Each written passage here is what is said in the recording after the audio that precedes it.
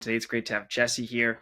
Jesse, you're somebody that's been pretty early on in the creator wave. You helped co-found a group of, that became, pretty successful in the influencer space with Nelk. And now you have a whole different vibe, which I actually really like a lot. That's focusing on, building, showing people what goes into building a brand, what goes into the quality needed to build something, innovative and different in the clothing space, whether it's through the sourcing of it, the colors, the styles, and then also, the result of that and the drops and what can happen from those drops. So I'm just excited to have you here and to get into your story. Yeah, thanks for having me, Matt. It's good to chat. Awesome. So Jesse, how did your interest initially in wanting to be like a content creator, YouTuber begin? Was that the path you always thought you were going to go on when you were young?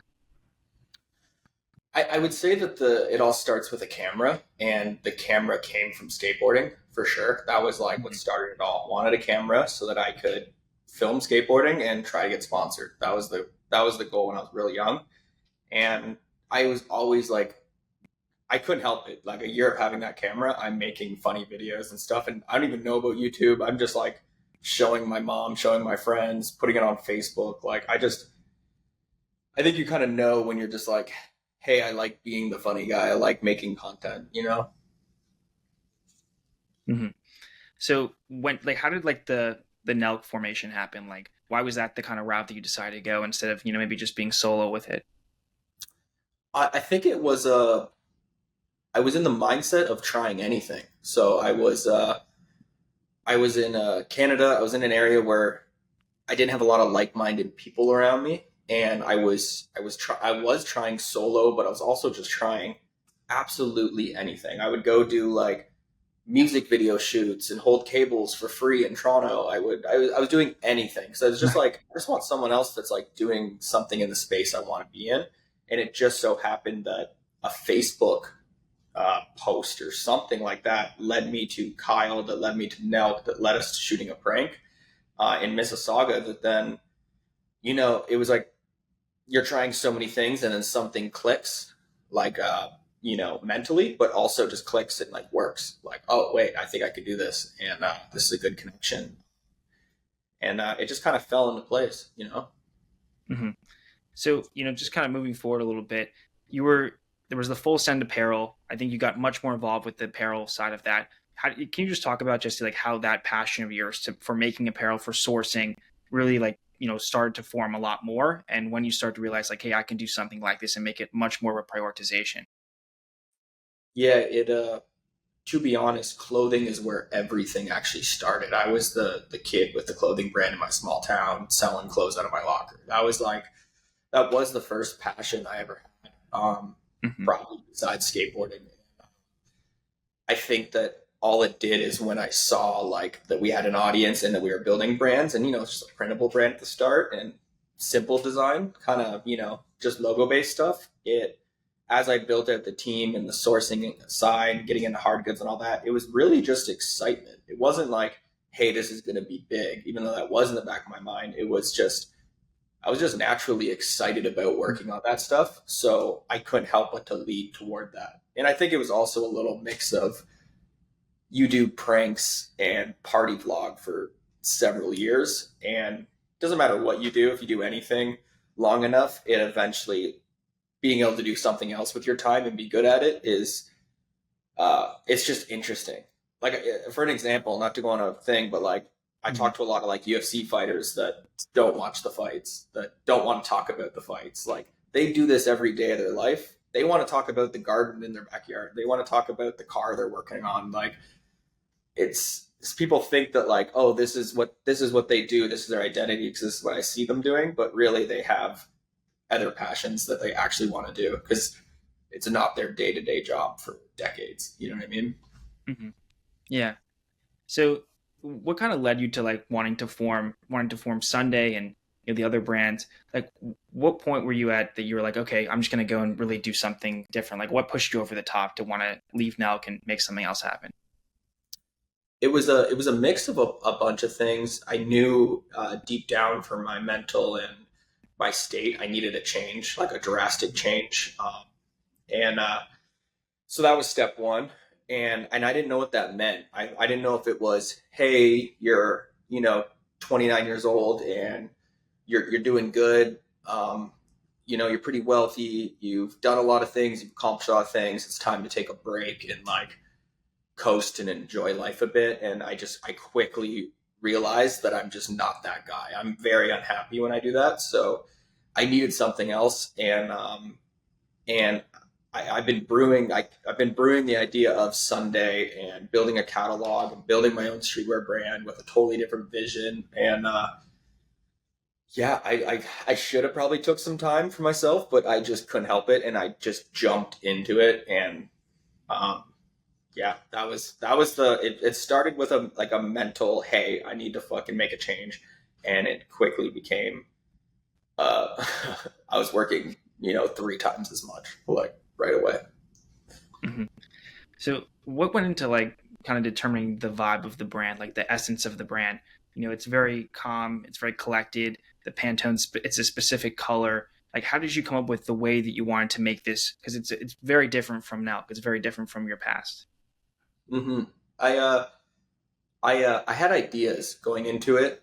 I think the best way to describe it is like the yin and the yang. I really wanted it to be like, if you actually look at the brands, Sunday and Bloody Sunday are like polar opposites. It's almost angel Mhm. and devil. It's like, and that was the idea behind it. But I also didn't stress myself out to have everything figured out when I launched it or started it. I slowly built the team. I listened to the team, and we collaborated on just like finding what it is, and we're still finding what it is every day. And like, we know what it is, we have a great like idea of what we want to do, but it's constantly evolving and testing and finding out like what lanes matter to us, what like it comes down to an intention. Like, that's what Mhm. I've really like been learning with the team is everything has to have intention. Anytime that we feel like we're in robot mode and we're just doing it because everyone has to do this, like the website has to be like this, and oh, like when we did the magazine idea for the lookbook, it's just like no one else is doing that, but we're like, it'd be cool if you could like browse a magazine online to like look at it. Like, we're constantly just trying to be like, anything that everyone is just doing the same, how could we do it different? What is the intention behind what we're doing, if that makes sense? Yeah, definitely. But you're willing to like take those creative risks and just go with these types of ideas, which I think that's what Yeah. sets you apart. Yeah, to a degree, because I also was really bad at that, where I'm almost like trying to add attention to everything, where I have a horrible business model now, where I'm taking too big of risks, and that's my only goal right now, is to just get profitable to a point where uh, we can take risks on everything, because it doesn't really matter. It's like we're doing well, salaries are being paid, everyone here's happy. Like, let's enjoy every little thing that we're doing.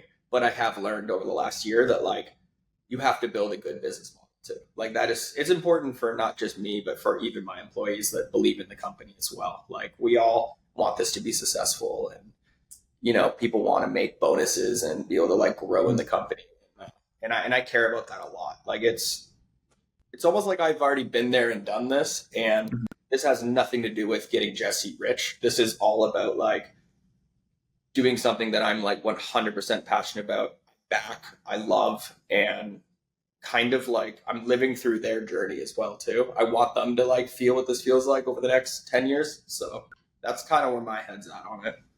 That's nice. It's nice that you Yeah. care. Oh, 100%. So you have like an interesting strategy where like you make content around what you're building and then you launch what you're building, after, but then the person who's the fan, I guess, gets to really be a part of the entire process of that. Can you Yeah. just talk about like why that's kind of evolved into what you like to do for your content strategy now? Because it's definitely different from before. Yeah, I think it's the key word is transparency, and I think you're starting to see it in a lot of brands now. And I think we've just scratched the surface. We're not popping views wise. Like, it's the long term plan is that like every other brand is going to copy this method one day. I really think that you in the back end building this crazy marketing deploy for Mhm. your product that you're going to sell, and then deploying it. Kids nowadays and everyone uses the internet so much that they know when they're being marketed to, that I think that the best marketing is just telling the story. It's just transparently showing the wins and the losses. And this is these are all the characters. This is what everyone's going through. This is what we're all thinking. This is how we built this. And then when they go to buy your product, they're like, I saw this from the start. Like, I care about this as much because I'm watching how much they care about it. You know what I mean? Like, But so have you seen like there's like a difference in, I mean, because you probably can convert less people watching something overall. You can get a higher conversion rate from that because they're just so attached to the whole process. Like, what other brands are really showing the whole process like you are? exactly. Like, you could definitely look at a company like ours compared to other ones and be like, they're getting 10,000 views on a YouTube video. Like, these guys fell off, they're this or that, but then we make $100,000 in, 30 minutes on a drop. And it's you nailed it right on the head. It's like, I look at every customer as super valuable. I've said this before, but it's like, there's this small circle, that's your core. And I don't care how small it is. I'm just building a beautiful experience for those people and to care about those people because those people are going to sell, the huge circle one day. And I think sometimes that's how you get the mistake of a massive influencer that's hitting this huge circle, but you can't connect to all those people. So you get 50 million views on this TikTok, but you sell 22 hoodies. It's because it's so hard. They don't know the story. You can't just put a name on something and think you're going to sell it. And I think it doesn't even matter how creative it is, how great the quality is, how cool the design is. Like, it's a story. Everything that people are buying is a story, in my opinion. Maybe unless you're like inventing something that people need, like different. But fashion is a story. So. Mm-hmm. Like, what are some of the other ways, Jesse, that like you're adding to this, like having the fan or the customer being really connected to the process? Because like they get to see how it's built, but like what are some of the other things you've been implementing to like really bring them into this community that you're building? I think being the person, especially for us. So there's, I could design a shirt, and there could be 100 different print methods to print that design on that shirt. Mm-hmm. So when we're experimenting all the different, what would be the coolest way to put this on a shirt, or like, do you do a mixed medium? I think one thing we've been testing is explaining the print method that you're doing and showing how it works. Just as an example to show you, you might be the first time someone's heard the word puff print. You might be the first time they've like heard what that means and how it looks like and how it works and is it more expensive. But there's something about when someone first hears something, it sticks like glue to them a lot more, if that makes sense, instead of just like the 10th time you've heard it. But if you like teach them it, or like it's interesting to them, it's the first time they've seen it, and then it's on a product you're selling, they like feel like to them you coined that. Like I remember the first time I saw a puff print shirt was like a Travis Scott shirt, and now like whenever I see puff print, I think about Travis Scott. You know what I mean? It's like he didn't coin it, but he coined it to me. If that kind of makes sense. Yeah. So it's like through this educational process, you're introducing all these new topics to people, and then they're like, you're kind of in their minds as to the way they learned it. Like, I mean, watching your stuff is kind of like watching a class in fashion, Yeah, mixed with because we've tried it too, where it's pure like learning. We've tried it where it's pure comedy. We've tried it where it's just fly on the wall watching the business, and we're still figuring it out. But it is a very hard thing to find.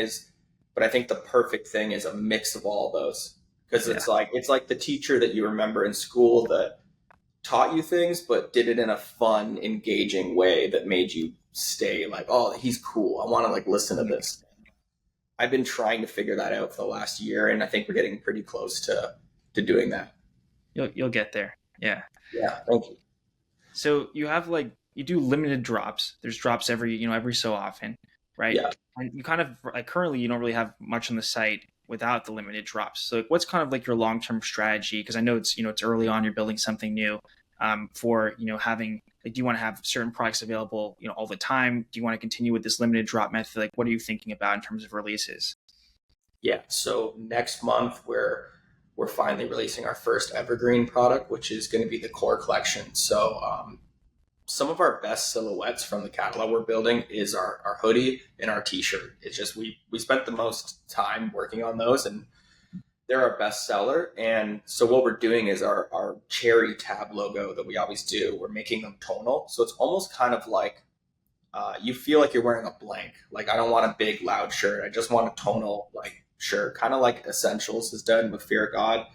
And, we got 12 different colors, 12 different color hats, 12 different color twofers. Like, and that's going to be our evergreen thing that, run meta ads and build its own kind of engine behind it. But the goal, at least in short term with that, is to take the stress off of the collections. Because right now we are gaining to be profitable from just collections, but if you keep doing that, I think it's one, too risky. You could have a bad drop and then you take an L. Or what happens is you start making decisions within the collection that are money focused and not what you actually, what was the actual idea, the intent of making that collection. And that's my goal with the fitness collection we're doing with Sunday Athletic Club and with Core, is that if that could even bring in half the revenue to be profitable, so that the collections can just be relieved of that stress, and we can enjoy them and make them exactly what we want and keep them limited, and just not have to get to that point where we have to do things to be profitable, is Right. kind of short term there. Yeah, makes sense. I mean, if you keep doing drop after drop and you have this limited factor, how long can you keep that up? Yeah. And it's different, right? Like, another good thing people might not know is that everything we're doing is cut. And so everything is, like, our zip up hoodie was sampled from a $2,800 Balenciaga like sweater. It's like everything is the best quality I can make. And at that, we have to sell at a higher price point. Still way cheaper than the competitive brands, but it's actually insane what our returning customer rate is for, $110 hoodies, $55 tees. Like, this is every month, and there's a flash every month. So being able to, selling a $30 tee every month is a lot easier than selling a $110 hoodie every month. So that was like one thing that I've been kind of monitoring over. I think we're on the 9th collection coming up, but I was a little more worried. I thought that it would be like, hey, it's not like, even me, like, I just like spending that much money on a brand you like is a lot every month.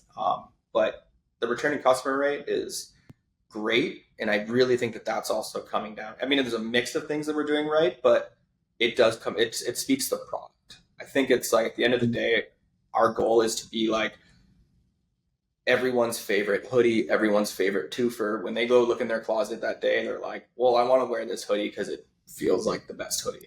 Like, over like what brand or story that made me want to put on that hoodie that day. We're just trying to make it, might not be a hoodie for everyone, but one of our products will be your favorite product that you like wearing, Mm-hmm. What would you say is like the fundamentals of making a successful item in fashion? Like, does it come down to the quality? Is it the design of it? Like, what are all the elements you would say that lead to a successful fashion product?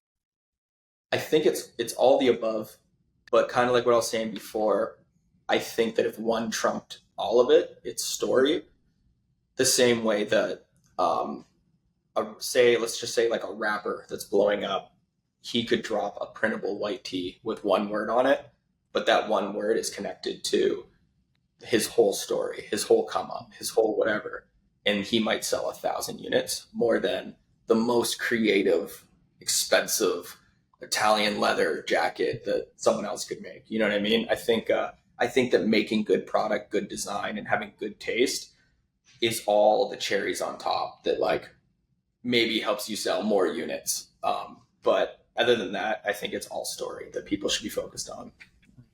Yeah. So the story is just what connects you. So, and that's really where And yeah. not, sorry to interrupt you, not trying to make the story. I think that's another one. That's marketing. It's when people are like, what is the story I want to tell them? You should be aware of the story you're telling them, but the story should be your story. It should be a real story, and it's the only way that it'll be authentic and people can read that right through. So I think it's actually more about, if you're running a company right now and you want to use transparency in your company, I think you have to understand yourself, you have to understand your team, and you have to know what your direction is so that they can understand what your direction is. How would you say, like, I know you touched on this a little bit, but how would you say, like, how do you separate the brand itself and making it feel organic and really stand for something versus like the monetization of it? Because like of course you need to monetize to make it a viable business, but you want to actually have a purpose behind it. Like how do you view that balance and maintain a balance there? I think for me, that's what the team's for. That's why I have certain people like Josh who you met, and people that you need people checking you, because it's kind of like Conor McGregor doing a fight but living in gold sheets. It's like you can kind of I'll push everything for just passion and not money. And I have people, and it like reminds me every day that people here are like, they want the business to be successful. So it checks me, and I'm like, yeah, we got to make these decisions. But I think anyone that maybe be listening to this and is running their own company, there's also nothing wrong if you remove the passion and you just do it for money, as long as you know that's the goal. If you're like, hey, I'm making this and this is to, because I'm got a kid on the way and I want to pay off a house and I want to live a happy life, like, dude, that's your thing. But if you're saying, hey, I really have this idea I want to do, and then you're constantly fighting to make it profitable, I would just scale it down or find a way to find what your split is. I don't think there is like a designated split where it should be 50-50 or whatever it is. I just think it's really about the owner of the company being aware of what that split is so that he can find the goalposts, you know? Yeah, definitely agree. Do you feel like you're happier now, like building Sunday? Like, I mean, especially it's a little bit of a different approach than like I think now you're focusing more right on the clothing brand, on the two different brands than the agency approach. Like, do you feel happier with this direction? Yeah, I think this is definitely my bread and butter that gets me stoked every day.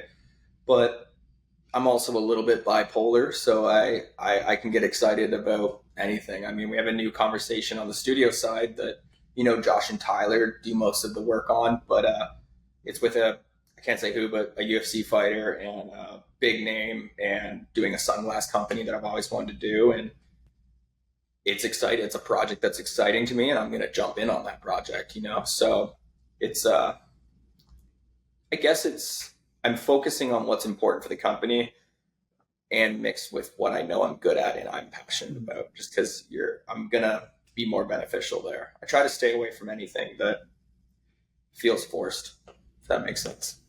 Yeah, makes sense. So just the last question that I have, what are some of your short-term and long-term goals? Like, let's say over the next 5 to 10 years, like where do you see yourself and where do you see what you're building at? I think there's lots of them. I think short term, I would love to be profitable by the end of the year. We we just this last drop hit 1 million in sales, which we haven't even been selling for a year, which compared to Nelk and last companies I've done is small. But to me, it's like starting fresh and building a new story. We're all stoked about that. Profitability will it'll take some stress away, and it'll make us be able to focus on what we want to focus on. Catching up drops. I know when I look at brands like Oakley and all these, they're working on year 4 right now, and we're always looking at next 60 days, and I'm trying to get that to a point where we're locking in at least 6 months of drops and 6 months of just projects in general ahead of time, so that we can spend more time on the creative and not running around trying to play catch up. So that's like the short term goal. And the long term goal, because I journal like every morning, so I'm still trying to figure out that I have lots of things that I want the company to accomplish, but I want everyone here to be able to grow. I want to slowly scale the company. I want everyone to get a taste of, I want everyone to have a beautiful life here too. I want them to, make over 100K a year. I want them to make bonuses. I want the sky to be the limit for them. But I've always had this vision of, if I don't, there's a certain amount of money that I think a human needs, and that's it. They don't need much more money. And the thing that's exciting to me is to like grow this Sunday to, such a milestone where I could run the company as where like we don't care about profit at all. Like I don't have to be greedy. I don't have to sell any part of it. I don't have to do anything that puts money in my pocket, and kind of just see what comes out of that. Because I also think that if you keep that mindset, even when you are being successful and you are big, it's it's hard for me to explain. I just like I know it in my brain, and I think it'll make sense over like 10 years. But there might be something special with almost having a Mr. Beast approach, where he's not in it to be the richest man in the world. He's like in it to he has his own personal goals he's trying to capture with it. And when I have that answer, I'll let you know. But it's around that. That's kind of what I've been building to. Sounds good. Well, I appreciate you coming on, Jesse, and sharing your story. And I'm definitely excited to see what you build now. And I think that what you're building is really interesting. It's at the intersection of creator brands, but it's also giving a whole new like take on the process. And I think the process is so important for people to be in touch with. So I'm excited to see what you're doing grow and you just grow in general. And thanks for coming on. Thanks, man. And if I could end on anything, I hope anyone listening to this, I am not a genius. I don't like take everything I say with a grain of salt. This is just one person's brain explaining what I'm trying to like do here. But I just really think I would push people to figure out what their thing is. You know what I mean? Like learn from people, but find out what your vision is. You know what I mean? Write it out, journal every day. It's like the best thing that's changed my life for sure.